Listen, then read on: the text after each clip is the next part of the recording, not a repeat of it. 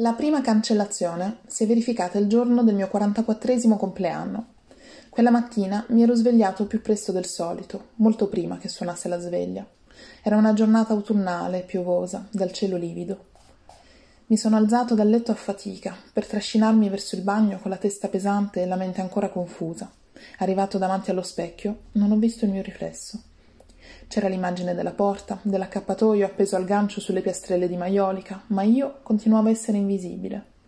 Terrorizzato, col cuore in gola, sono corso in camera e mi sono piazzato davanti alla specchiera. Anche lì niente riflesso, non esistevo più. Eppure al tatto me la sentivo la pelle, e se abbassavo lo sguardo distinguevo il mio corpo tutto intero. Nello specchio però non mi vedevo più. Mi sono morso forte il labbro, facendomi male, e ho sfregato con vigore le piante dei piedi contro il pavimento per percepirne la freschezza. La grande psiche rifletteva soltanto le tende della vetrata da cui si diffondeva la luce grigiastra dell'alba. Sono tornato sotto la doccia per sentire l'acqua calda scottarmi la pelle e ho cominciato a insaponarmi energicamente senza tralasciare un solo centimetro del mio corpo.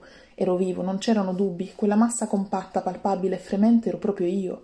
Non ero scomparso, dunque, non ero morto, e l'intenso dolore che avvertivo a livello cutaneo mi dimostrava che esistevo davvero. Sono uscito dalla doccia e ho passato una mano sullo specchio appannato, l'ombra di un profilo. Ho potuto distinguere il torace, poi le braccia, le mani e a poco il viso umido, la pelle arrossata e gli occhi sgranati. La mia immagine era finalmente riapparsa. Tornato in camera mi sono ispezionato con calma tutto il corpo per assicurarmi che non mancasse nulla. La prima cancellazione si era appena conclusa. Potevo vestirmi, uscire e iniziare la giornata. Mon premier effacement s'est produit le jour de mes 44 ans. Ce matin-là, je m'étais réveillé plus tôt que d'habitude, bien avant que ne sonne le réveil. C'était une journée d'automne, pluvieuse, au ciel blafard. Je me suis extrait du lit, la tête lourde et l'esprit encore confus, pour me traîner vers la salle de bain. Face au miroir, je n'ai pas vu mon reflet.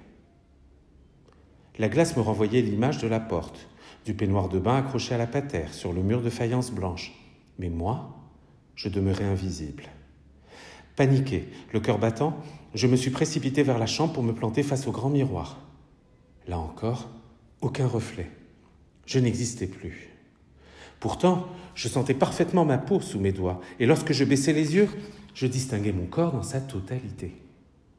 Mais face à la glace, je ne me voyais plus. Je me suis mordu très fort les lèvres. J'ai eu mal, et j'ai vigoureusement frotté la plante de mes pieds sur le carrelage pour en percevoir la fraîcheur. La grande Psyché ne reflétait que les rideaux de la baie vitrée diffusant la lumière grisâtre du petit jour. Je suis retourné sous la douche pour sentir l'eau chaude brûler ma peau et je me suis savonné frénétiquement, traquant la moindre parcelle de mon corps. Aucun doute, j'étais vivant.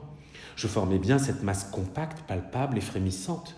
Je n'avais donc pas disparu, je n'étais pas mort, et la douleur aiguë ressentie par mon épiderme témoignait de mon existence. Je suis sorti de la douche et j'ai passé la main sur le miroir embué. Esquisse d'une silhouette. J'ai pu distinguer le torse, puis les bras, les mains, et peu à peu, mon visage humide, peau rougie et yeux écarquillés. Mon reflet avait enfin réapparu. Dans la chambre, j'ai pris le temps de scruter l'intégralité de mon corps pour m'assurer que rien n'avait disparu. Mon premier effacement venait de cesser. Je pouvais m'habiller, sortir et entamer ma journée.